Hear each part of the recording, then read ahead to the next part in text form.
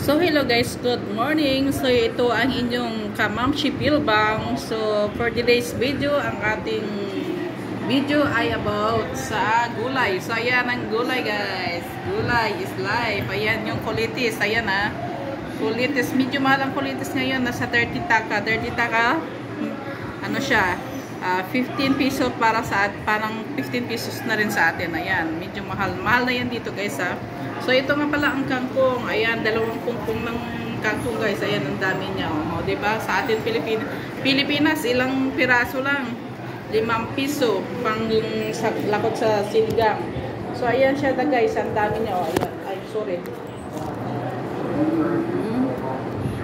Ayan. O. So nabawasan ko na kasi nandito na yung ating ibang kangkong. O, pinag-ano ko na siya. Separate ko na siya. Ayan. So, medyo mura pa yung ano dito guys, mga gulay-gulay. Gulay-gulay dito ay medyo mura pa kumpara sa atin sa Pilipinas. O, diba? Pinagtatanggal ko yung medyo matitigas na ano ng kangkong. Ayan. Water spinach. Tawag. Gusto ko kasi guys, mahilig talaga ako sa mga gulay-gulay. Ayaw ko sa mga ano, pag walang ganito ilang araw ay naano ako talaga, maghanap ako. At saka ako nga palang namamalingki guys, kasi ako ang nagluluto. So iniisip ko pag ako namamalingki, anong lolo yung lutuin ko, kasi pag yung asawa ko mamalingki, kung ano-ano na lang ang bibilhin. So parang hindi ako satisfied na siya ang mamalingki. So minsan siya rin na mamalingki pag tinatamad ako, pero kadalasan talaga sabi ko, ikaw lang bili ng isda sa mga gulay-gulay, ako nabibili ng mga gulay-gulay. So ayan. Mas mura pa dito kumpara sa Pilipinas. Maraming gulay dito. So malapit na naman ang taglamig. Season na naman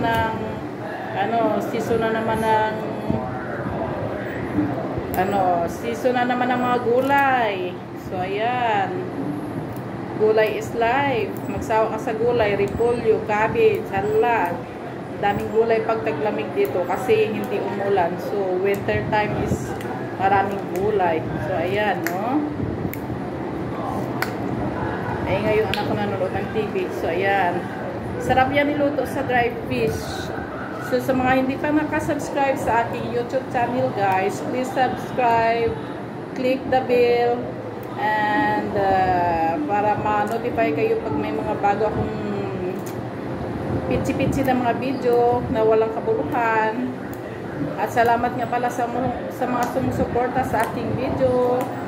Maraming salamat. Hope to see you soon on my next video. Thank you so much.